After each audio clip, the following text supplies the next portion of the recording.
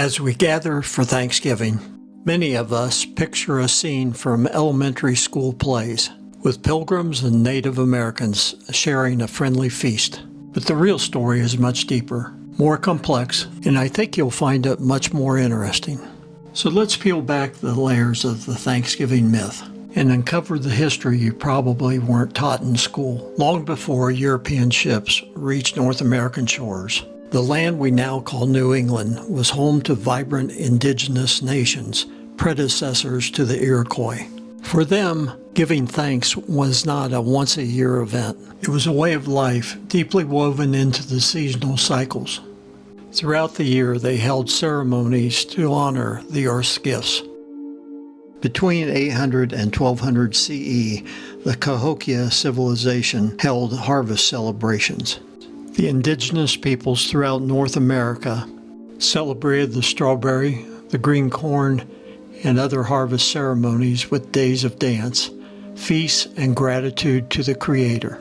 These festivals were about reciprocity, a relationship of respect with the natural world that sustained them. This tradition of thankfulness is the ancient foundation of harvest celebration on this continent. Then, in 1620, the English Pilgrims arrived. The first winter was brutal, and it wiped out nearly half of them.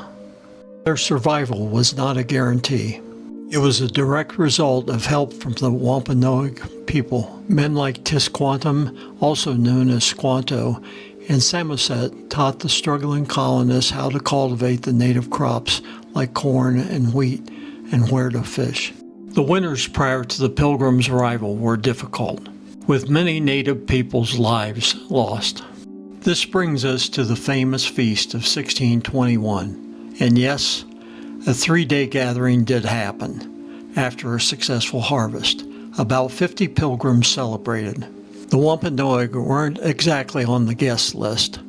When about 90 Wampanoag men heard celebratory gunfire fired from the colony, they showed up, probably to investigate and ensure everything was okay. They ended up staying and even contributed 5 deer to the meal. For the Pilgrims, it was a sigh of relief, and for the Wampanoag, it was a diplomatic move. A moment of cautious alliance, and importantly, no one called this day Thanksgiving. For the Pilgrims, a Thanksgiving was a solemn day of prayer and fasting, not a feast. So how did this one specific harvest meal become the first Thanksgiving? Well, it didn't for a very long time.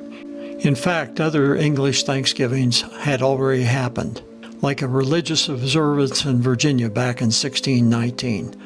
The Plymouth Pilgrim story was largely forgotten for decades. It was only in the 19th century, as America was trying to build a unified national identity, that writers and politicians rediscovered the 1621 feast. They polished it, simplified it, and promoted it as a beautiful story of peaceful beginnings. This romanticized version served a purpose. It created a simple, feel-good origin story for the nation. But in doing so, it erased the much more complicated truth.